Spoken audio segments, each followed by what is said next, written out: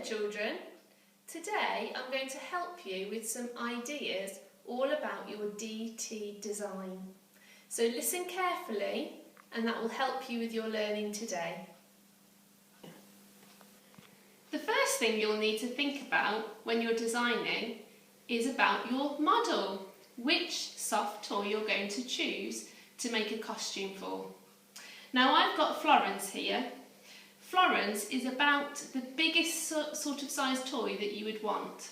So if you have a look at your toys at home, you want to get a toy that is smaller than Florence or about the same size as her, because then we'll be able to make this project and do it really well. One thing a designer has to do is they have to consider what we call limitations. Limitations are things that stop you doing all the ideas that you'd love to do in an ideal world. One of our limitations is the materials that we've got available to us. Hopefully this week you will collect your DT resource pack from school, and I'm just going to show you now the different things inside your pack. Inside your pack you've got some paper. Your paper is for doing templates if we need to. You've got some wool, some twine here, some different feathers, some beads, and then you should have got 3 different colours of felt. You've got a piece of hessian that might be good for decorations. You've also got a small piece of white fabric, which is going to be for us to practice our sewing on, and you've got a large piece of white fabric.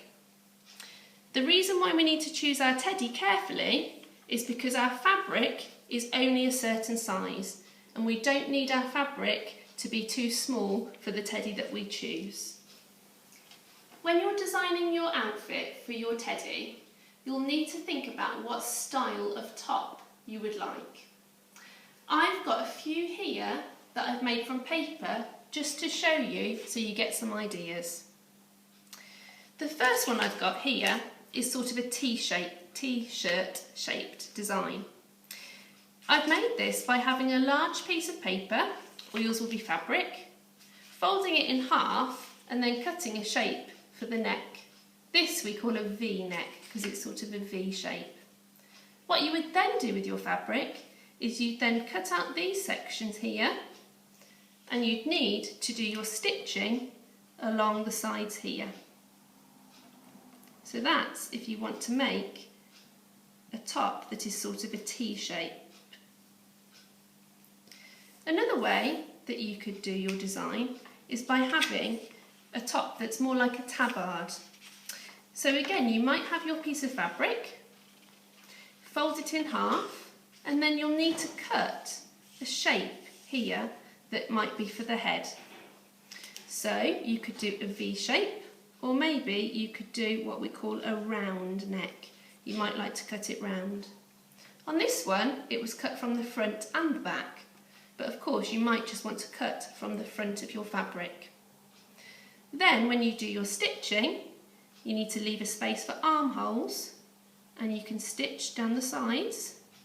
You might want to stitch part way so it's loose at the bottom, or you might want to stitch all the way down. So that's the second thing that you might consider when you're doing your design.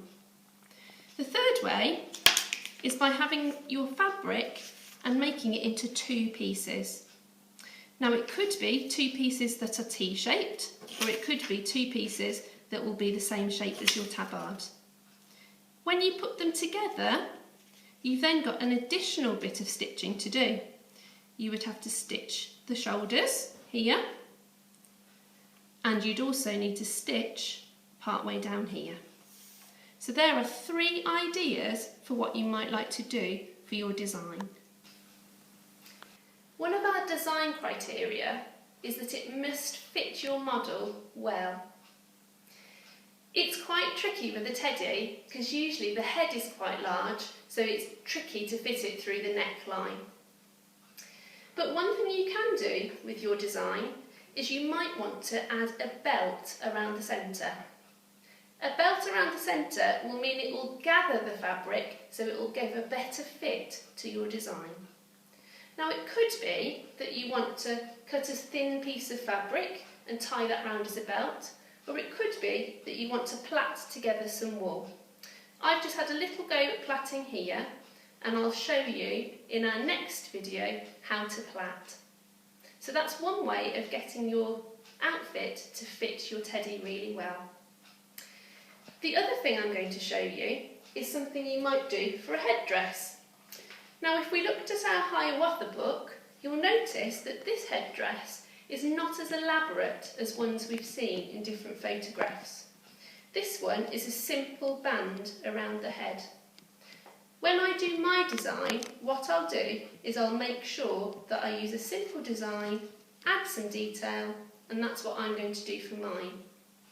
You might decide that you'd like to plait some wool or do some twisting of fabric in a different way. That's up to you, but a headdress would make a good addition. Another one of our design criteria is to use 2 different types of stitches when we make our outfit. You need to think about these stitches when you're designing so that you know which stitches to put in which part. Have a look here. I've had a go at some examples for you. That was my plaiting from earlier, but we'll learn more about that next lesson. And then I've just got some different stitches to show you. I've started here with these stitches that are not joined together. We call this running stitch. I always think it's like little footsteps, like somebody's running along. This stitch is the sort of stitch that is easiest to do. I've also used running stitch to attach this felt shape onto my fabric at the back here, all the way around. This stitch is a stronger stitch. It's made up of stitches here that are on the front but also on the back of the fabric. We call this one back stitch because we come up, we go back before going through our fabric again. I'll show you how to do this next lesson. Back stitch is stronger, so this might be good for seams. If I had a seam down here, back stitch might be good for that. Another stitch that you might want to try is cross stitch. It's not cross stitch on the fabric that we normally use here, but I've estimated where to put my needle to make some crosses. These ones are joined together, but you might have crosses that are separate too. This piece of felt I've attached with a different sort of stitch. This stitch is sometimes called a plique stitch or over stitch. So I've come up the middle of the fabric and gone down over the outside and back through the fabric. Again, I'll show you how to do that next lesson. I thought I'd have a try with some wool as well. So I've used wool here and I've just done a zigzag. I suppose I've done it in a similar way as to how I might do back stitch. This stitch I would use as a decorative stitch. It's just for decoration. These stitches are more for practical uses, to hold things together. You might want to use a combination of decorative stitches like these ones and these stitches here that are good for holding fabric together. The fabric in your resource pack looks like this. You might notice I've got some fabric here that is a different colour.